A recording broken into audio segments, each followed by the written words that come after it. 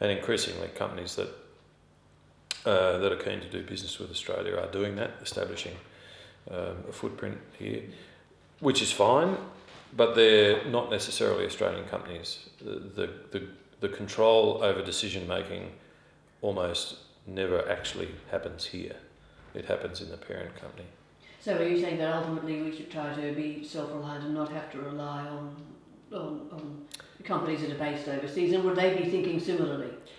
Would other nation states be thinking similarly that they need to increase their self-reliance? Yeah, I think that's likely to be the case. Difficult for us to,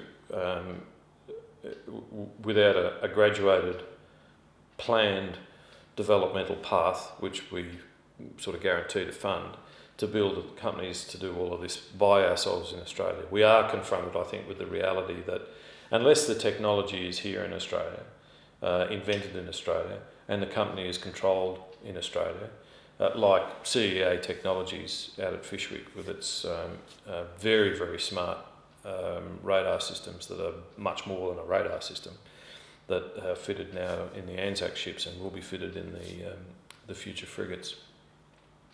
Those companies are absolutely Australian to their bootstraps, but they require a lot of funding from overseas. They require the capital, which is harder to come by here, and there's a risk associated with that we find ourselves in a position. It all comes down to the central core value proposition, which is intellectual property.